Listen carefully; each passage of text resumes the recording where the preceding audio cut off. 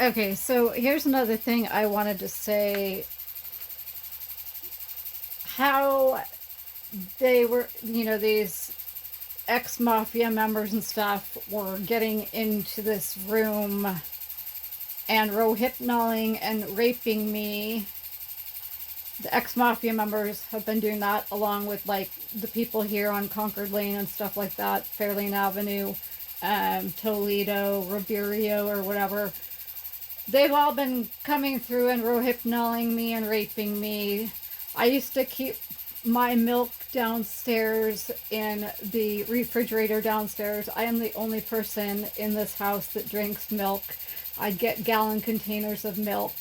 I'm sure they could have put Rohypnol in my milk, um, or any other beverage that I had in in the refrigerator downstairs. My orthopedic surgeon did ask me, without me prompting him or anything, after one of my surgeries with him, I had two surgeries with him, if, I was making my own food, if I was watching when my food was being made, if anything tasted off, if any weird spices or anything could have been added to my food. I think the intent behind my orthopedic surgeon's questions is very clear.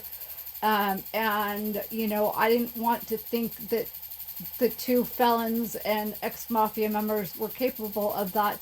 But there have been hundreds, if not thousands, of occasions where my food has tasted off and my beverages have tasted off, and probably more like thousands or tens of thousands of times when that has happened. And at the time, I just dismissed it as something like, being my milk being left out too long or something when it was dropped off or delivered. Um, I just would attribute it to stuff like that. And then when I thought about it, I went, yeah, no, there's way too many times that my food and beverages have tasted off for that to have been, the primary reason behind my food and beverages tasting off. So what was my point? Yeah, I think that, these two ex-mafia members are capable of anything, and so are their friends.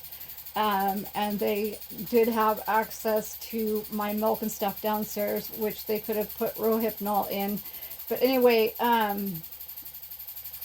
so how they got past the lock on the door. So at first when I moved here, I was not allowed to have a lock on my door, which was a huge red flag. Duh. Rape access. And then, I finally got tired of that and I bought a hotel room door lock type thing off of eBay. Unfortunately, if you know what you're doing, you can take like dental floss and like unhook part of that little hotel lock type thing to get in a door. There are videos like that on YouTube of former robbers or thieves or whatever doing that type of thing where they took dental floss and got around, certain types of door locks or whatever.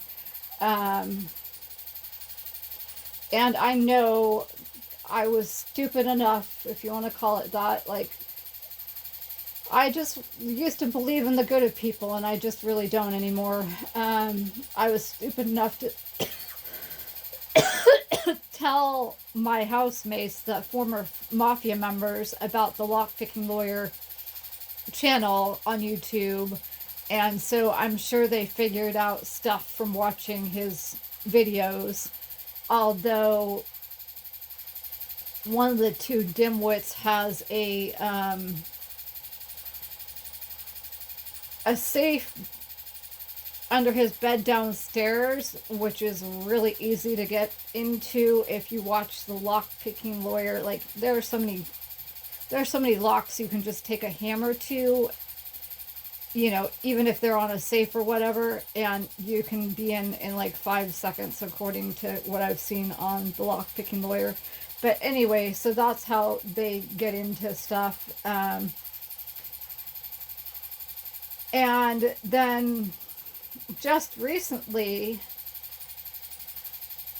because there was like there's like a doorknob on the door here, I took the plate off the door, and before it wouldn't lock, I took that thing off. It took me about 2 minutes, just used a screwdriver, took it off, and closed the doorknob, closed the door, and without that plate, it locks. But again, lock picking lawyer to these criminals' rescue.